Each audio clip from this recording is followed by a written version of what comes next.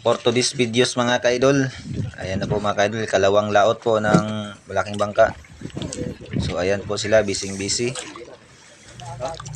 So araw po kami nang huli ng isda. So ito na po, yan po, may dala po akong chichirya. So sila po ay busy. So ayan, inihila na yung PC para puntahan namin yung isda na tinatawag namin dito ay nagduot. So ayan na, umandar na yung makina na umatras. So pinapatras ng makina. So ayan, makikita nyo mga ka-idol na umatras na. Saka yan, binabanti na ni Boss Rupins. So yan po yung makina.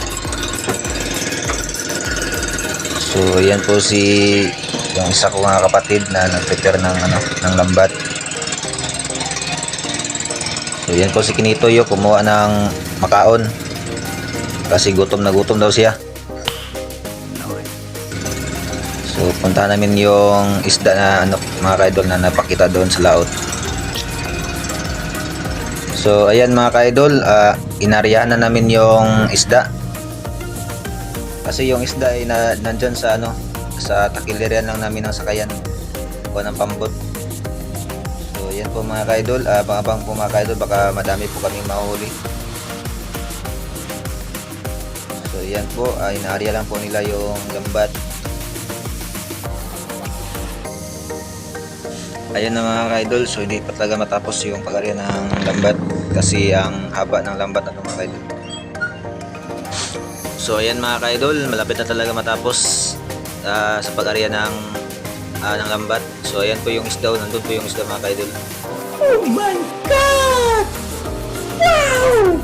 Pangabang lang po kayo kasi papakita ko po yung mga tamba na nahuli namin. So ayan, inaarya lang po nila. So ayan na po mga kaidol, binilisan na nila ang takbo ng pambot para po makulong yung isda dyan sa loob dyan sa lambat.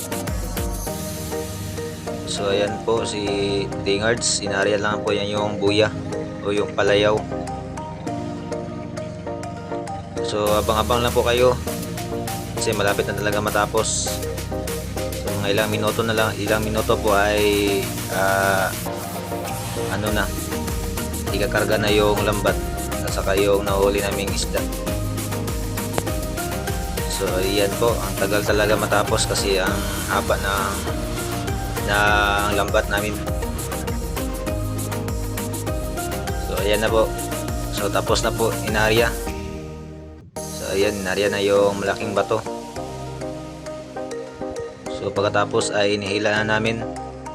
So ayan po, inihila na yung yung lambat, saka yan po nang huli namin isdang tamban. Mga kaidol, buing ng tamban mga kaidol. Sana all.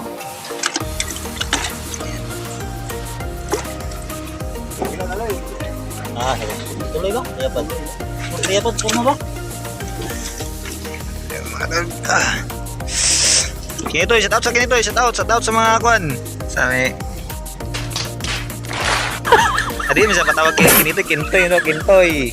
Narao, lubog-lubog ko.